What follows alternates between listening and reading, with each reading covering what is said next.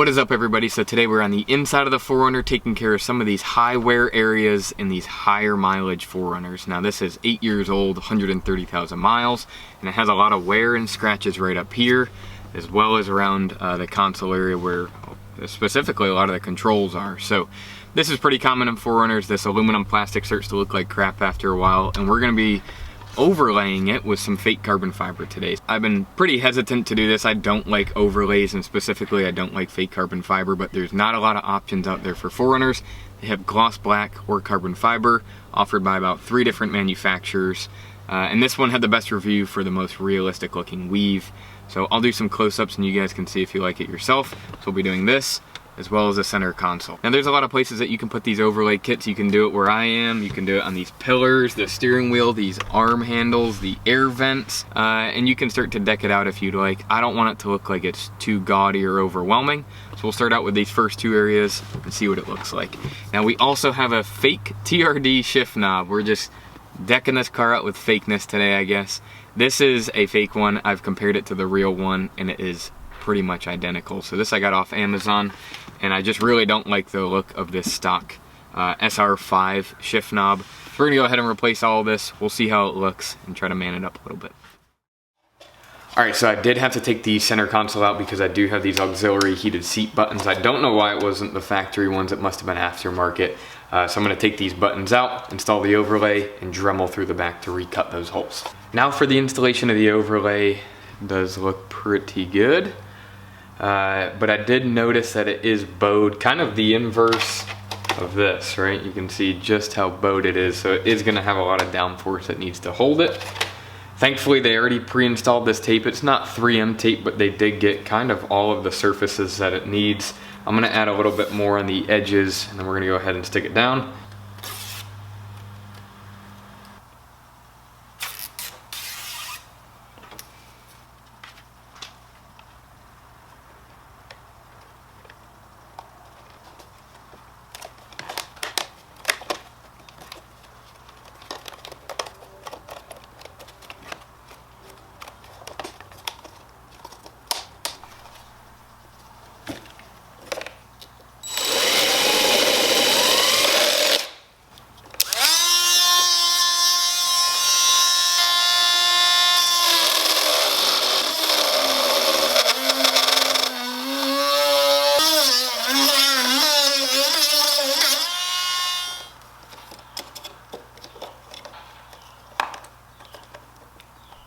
Alright, now getting this outside, you can see just how good it looks. The heating controls turned out quite alright. Nice and clean. And you can see kind of what that fake weave looks like. It doesn't look half bad. Definitely not real carbon fiber, but not horrible fake carbon fiber.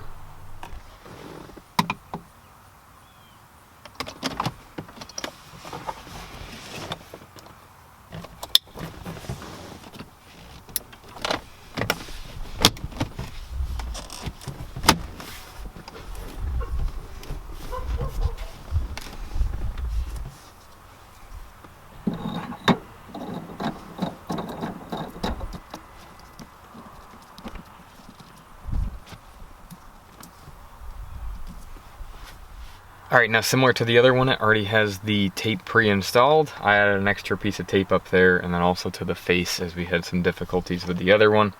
So let's pop this on.